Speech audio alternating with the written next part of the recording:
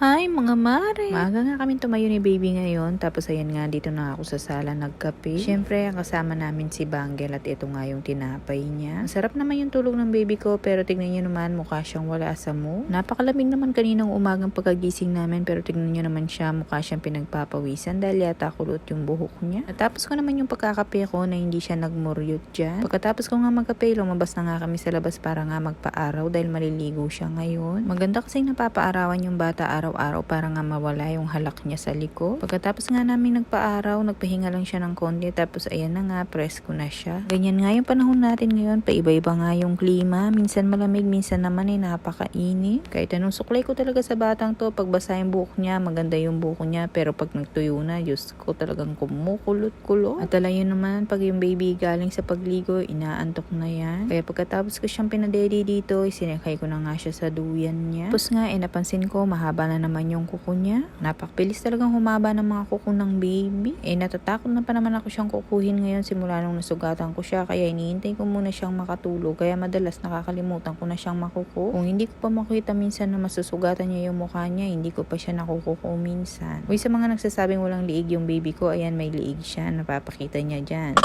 Pagkatapos niya nga mabusog dyan, nilaro-laro ko lang siya ng konti, tapos sinakay ko na nga dito sa isang sasakyan niya. Tignan niyo naman, nakataas pa talaga yung kamay niya. Ang sarap-sarap ng tulog niya. Ang sarap singut-singutin ng mga kilikili niyang maasim. Dahil walang pasok nga yung kuya niya dyan, pagkatulog niya nga ay pinabantayan ko sa kanya para makapagluto na nga ako ng ulam. As usual mga mare, pagdating ko sa kwarto, gising na nga yung baby namin. Tignan niyo naman yung buhok niya, latang-latang galing sa higahan. Nagulo yung kulot niya. Kaya siguro nagising, nagugutom na siya. Kaya pinadedi ko muna siya dyan bago nga kami kumain. Tapos sinakay ko na lang siya sa stroller niya habang kumakain nga kami. Pag naman kasi busog ang batang to at hindi inaantok, kay sakay mo lang siya sa stroller niya, wala siyang muryo. Dahil nagising lang siguro siya kanina, inaantok pa talaga. Pagkatapos nga namin kumain, nilagay ko ulit sa duyan at tingnan niyo naman, nakatulog siya ulit. Hindi pa nga malalim yung tulog niya dito, kaya nagigising-gising pa siya, pero sinubukan ko na siyang kukuhin. Hindi ko na nga masyadong tinataktak yung pagupit sa kuko niya dahil nga baka masugatan ko siya. Pag andito talaga yung panganay ko mga mare, nagagawa ko nga yung magkakilos-kilos dito sa bahay. Oras na nga yan mga mare, nakaligo na nga ako dahil pinabantayan ko siya kanina sa panganay ko. Alam niya naman yung baby namin, ayaw niyang tumitigil yung duyan niya. Kung gusto mo talagang masarap at mahaba yung tulog niya, ay lagi mo dapat inuugoy itong duyan niya. Minsan nga para hindi na maistorbo yung pagtulog niya, hindi ko na nga siya binababa sa duyan, tinataas ko na lang yung ulo niya, tapos dito ko na lang siya pinapadete. Itong batang to, grabe siyang manggigil ngayon sa kamay niya at saka sa mga anong nahahawakan niya. Kahit anong mahawakan niya ngayon, sinusubo niya nga. Lalo na yung mga tawel na nakapaligid sa kanya. Kaya minsan, ayokong wala siyang kasama. Paano ba naman, minsan natatabunan niya yung mukha niya. Kung natatakot ako, baka nga matabunan niya yung mukha niya at hindi siya makahinga. O siya mga mare,